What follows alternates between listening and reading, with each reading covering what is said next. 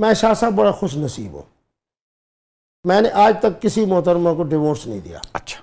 हमारी फ़िक़्ह जो है उसमें यह है कि जब निकाह किया जाए तो तफवीज़ तलाक, जी आपने देखा होगा पाकिस्तान के फार्म के अंदर भी तफवीज़ तलाक होता है कि क्या मोहतरमा को तलाक का इख्तियार।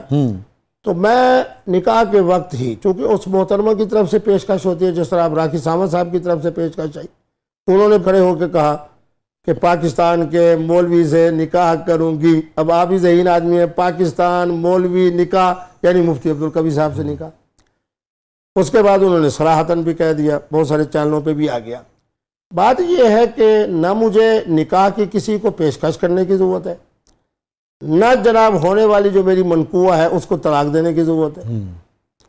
निकाह के वक्त ही चूँकि उनकी पेशकश थी तो मैंने बतौर तोहफे को उनको ये दे दिया कि जब आप चाहें सर मुझे एक टेलीफोन कर देंगे कि मुफ्ती साहब टाटा टाटा टाटा अस्सलाम वालेकुम। मुफ्ती साहब, मगर इससे सवाल ये पैदा होता है कि फिर नान नफका जो है वो फिर आप सबको देते हैं? वाह वाह वाह वाह, ये जो 36 के करीब खवातीन है, देखिए मोहतरम और मोहतरमा की बाहमी रजामंदी का नाम निकाह है।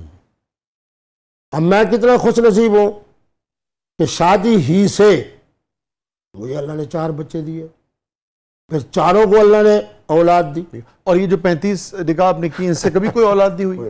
अच्छा, कभी कोई औलाद नहीं।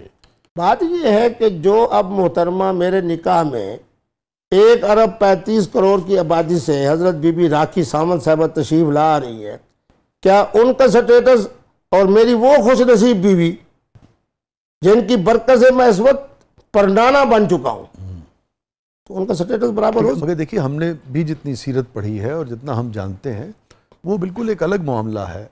जज्बाती वाबस्तगी किसी से होना वो एक अलग चीज़ है, मगर जो अदल है, इंसाफ है और जो जिम्मेदारियां हैं वो तो सबकी बराबर के साथ पूरी की जाएगी ना। नान और नफका खामद की ऊपर लाजिम है, लेकिन अगर बाहमी मुआहदे की बुनियाद पर यह तय हो जाए कि जनाब आप नान और नफके के हवाले से चूँकि खुद कफील हैं, तो इसलिए बाहमी तौर पे हदाया हो जाएंगे, तोहफे हो जाएंगे। जो मुल्तान की सौगात होगी मैं लेता हुआ आ जाऊँगा, जो इस्लामाबाद की सौगात होगी आप।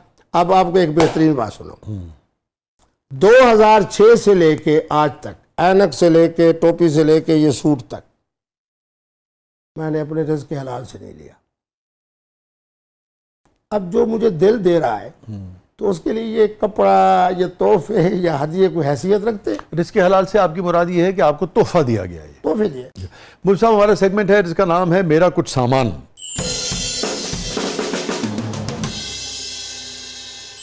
तो बढ़ते हैं जादुई संदूक की तरफ। ठीक है जी। तो वाह जी वाह, जैसे वहाँ है वाह, यहाँ भी है। ये तो लगता है इजाजत दे तो इसको चूम सकता हूँ।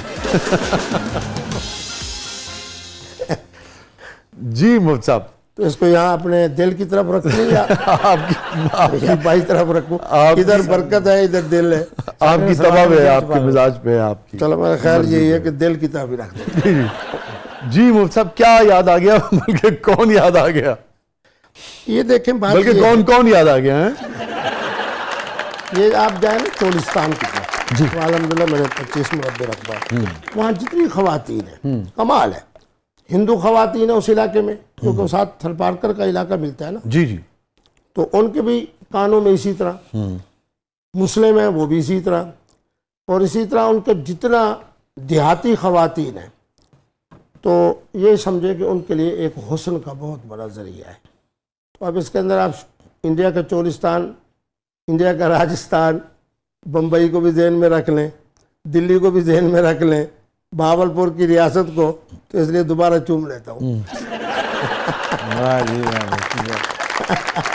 जी मुफ्ती साहब जी, और मैं अपने ज़माने में बड़ा बेहतरीन स्पिनर था, तो मेरे ख्याल में गेंद भी उठा सकता हूँ। जी जी बिल्कुल बिल्कुल, पूरी बॉलिंग याद है। हाँ हाँ हाँ, आप सुन के बड़े खुश होंगे जी। अभी वो मेरे खानदान के नौजवान मौजूद हैं।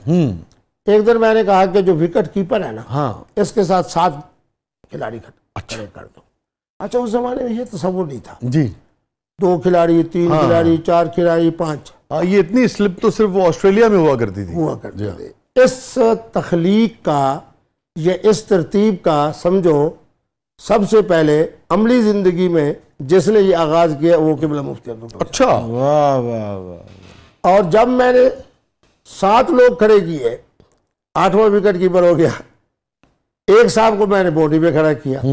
एक ही ओवर में 6 बालों में मैंने 4 खिलाड़ियों को और स्पिन करते थे आप? हाँ, स्पिन। अब तो मेरा ख्याल में अगर मुझे स्पिन बाल करानी भी पड़ जाए तो शायद 4थी या 5वीं बालों पे मैं कहूँगा कि कंधे दर्द कर रहे हैं। हर एक चीज़ की अपनी बात। मगर बाकी तो जिंदगी के मामलात में आप फास्ट बॉलिंग कराए चले जा रहे हैं। मेरा ख्याल ये है कि वहाँ मुझे अगर आप बैट्समैन अच्छा कहें तो वो अच्छा है। चलिए जी मुफ्ती साहब आगे बढ़ते हैं। क्या याद आया जनाब मुफ्ती साहब को?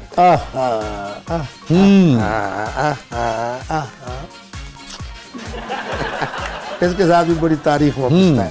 पाकिस्तान के अंदर जो हैदराबाद है ना, जी जी, हैदराबाद की चूड़ियों का जवाब नहीं, कांच की तो बहुत ही लाजवाब। मैं जब भी माँ फैमिली अपनी के जाता था ना, हाँ। और गाड़ी ज़्यादातर मैं तेज़गाम पे जाता था एसी में, तो हैदराबाद के स्टेशन पे उतर के, ये बड़ी पुरानी बात कर रहा हूँ, सन 85 की 88 की, तो वालदा साहबा के लिए, हमशीरगान के लिए, अपनी जो शादी वाली इकलौती बेगम है उसके लिए मजीद तोहफा देने के लिए जब मैं आता था तो, और जिनको तोहफा मैं देता था अपनी मसद हमशीरा को दिया, बड़े खुश होते थे। ये समझो ये भी मेरी एक ज़माने में मोहब्बत का मरकज चूड़ें भी रही है। ये फरमाइए मुफ्ती साहब कि अभी आपने जिक्र किया इकलौती बेगम का ना, हाँ। और बाकी भी जो आपके ख्यालात हैं और आप के निकाह के मामलात, जैसा कि आपने एक बार कहा कि तकरीबन 3 दर्जन के करीब आपने निकाह किए ना, तो ये सारी मालूमात गुफ्तगू आपकी पहुंचती है इकलौती बेगम साहबा तक? ऐसा कुछ नसीब हूँ कि अब पिछले दिनों में ठंडे इलाके जाने लगा ना, हाँ। 19 कारें, हाँ। 100 के करीब, क्योंकि बहरहाल मेरे मिजाज में मज़ा भी है, ये भी है वो, फिर उनको भी ये फ़ायदा होता है। वो फिर दूसरा वाक़या सुना देता हूँ। तो मेरे 2 नवासे खैर के दोनों शादीशुदा हैं, वो एक नवासा दूसरे को कह रहा हो कि जैसे ही हम उस्मानिया से उतरे हैं ना, तो ख़वातीन नानू को देखती हैं, फिर मुस्कराती हैं, फिर साथ वाले मर्द को, फिर यही पता चलता है एक इधर आ जाती है, एक इधर आ जाता है, नानू बीच में खड़े होते हैं। अच्छा, माशाल्लाह मेरा सारा इल्मी ख़ानदान है, ख़वातीन भी मर्द भी, मेरे ख़ानदान में डॉक्टर्स भी हैं, इंजीनियर्स भी हैं, प्रोफेसर्स भी हैं, और हर इतवार वाले दिन हम इकट्ठे होते हैं। तो मैंने राखी सावंत साहबा को कहा कि मेरा 8-9 साल का जो पोता है वो मेरे यहाँ बैठा था तो बातें सुन रहा था। वालदा साहबा भी फरमा रही थी कि नहीं इस्तिखारा करेंगे, जब तक इस्तिखारा नहीं होता राखी से कोई, और अभी तक मैं दुबई भी उन्हीं के हुक्म की वजह से नहीं गया, वो कहना मुझे उधर ही जाना चाहिए था। बहरहाल अच्छा, आप उनसे निकाह में सीरियस हैं और थे? हाँ हाँ, जब बैतुल्ला में मुझे मांगे मैं क्यों इनकार करूँ। ठीक है। यानी इनकार करने का माना यह है कि आपके प्रोग्राम के तवज्जो से मैं ख़वातीन को ये पैगाम दूँ कि मैं बुजुर्ग हो गया हूँ, मैं जवान भी हूँ नौजवान भी हूँ। तो मैंने राखी साहबा को कहा, मैंने कहा कि मेरा वो पोता मेरी दाढ़ी को यूं करके कहता है, दादू तू नई दादी आ रही है।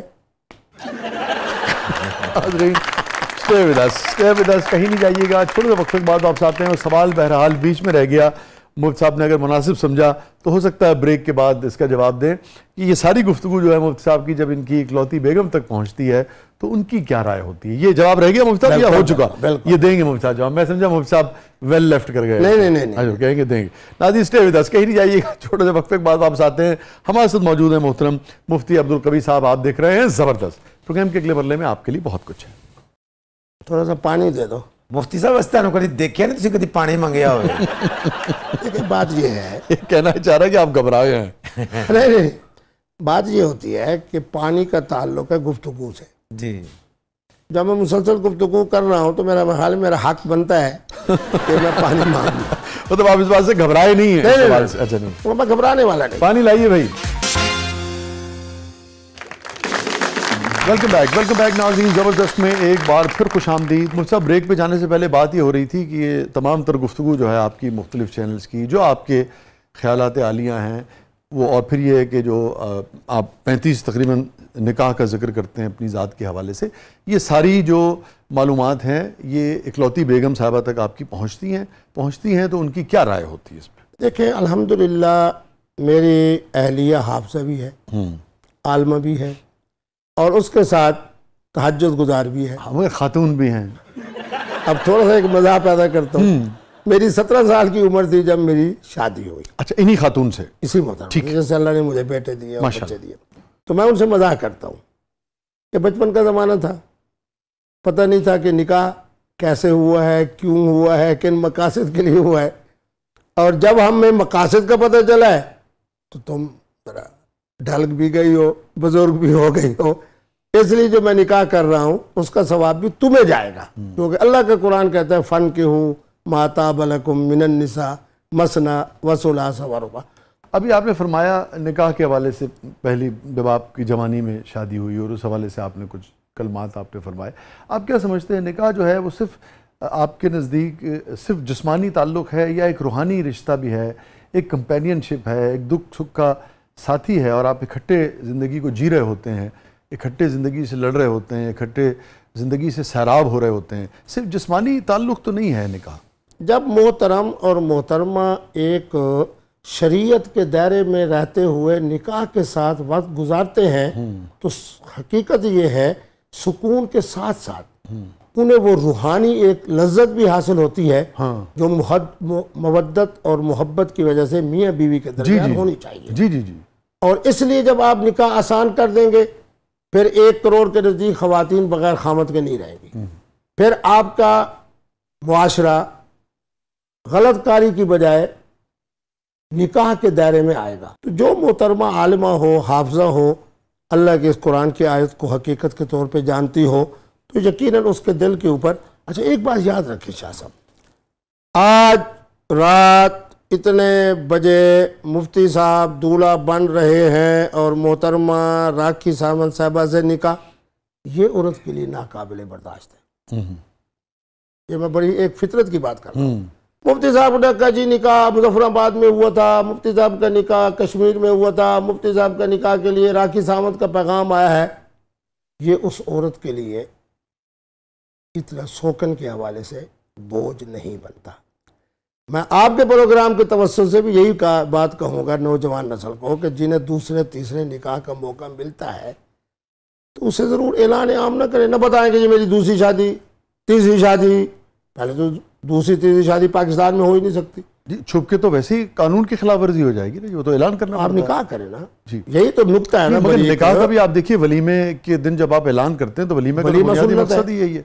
एक तरफ वलीमा सुन्नत है, दूसरी तरफ पहली बेगम साहबा का दिल दुख रहा है, तो मैं क्यों उनका दिल दुखाऊं? तो सुन्नत नहीं वो तो, मगर वलीमा का तो मकसद ही ऐलान करना है ना, ताकि माशरे में पता लग सके जरूरी है रिश्ता। वही मोहतरमा जिनसे निकाह हुआ है और वो और मैं और 2 गवाह बैठ के खाना खा ले तो वलीमा हो गया ना। मगर मुफ्ती साहब, मैं ऑन अ सीरियस नोट, आप नहीं समझते कि अगर ये छुप के निकाह की रवायत जो है ये माशरों में आम हो जाएगी तो फिर उससे जो औलादें होंगी उससे तो बड़े मसाइल जन्म लेंगे माशरे में? छुप कर करने से अगर ना पहली बीवी उसका दिल भी नहीं दुख रहा, पहले ससुराल का दिल भी नहीं दुख रहा, पहली वाली औलाद का दिल भी नहीं दुख रहा, तो दिल को दुखाना ये तो हराम है। तो आप समझते हैं कि अगर किसी शख्स का किसी मामले में कुछ जानना उसका हक है, लेकिन अगर आप उसकी हक तलफी छुप के करें और उसके इल्म में ना हो तो ये जायज़ है? नहीं, वो तो मोहतरमा की रजामंदी होती। आप ही जैसे एक ज़हीन साहब ने मुझे कहा कि मुफ्ती साहब आप तो मर्दों का फ़ायदा सोच रहे हैं, तो मैंने कहा अगर 62% निकाह मैंने ख़वातीन के कहने पे किए हो तो फिर? और जब पता लगेगा? पता क्यों लगेगा? ओ छुपदा कभी सर। सारे मुफ्ती अब्दुल कबीर की तरह दलेर तो नहीं होते, 1 दर्जन 2 दर्जन 3 दर्जन।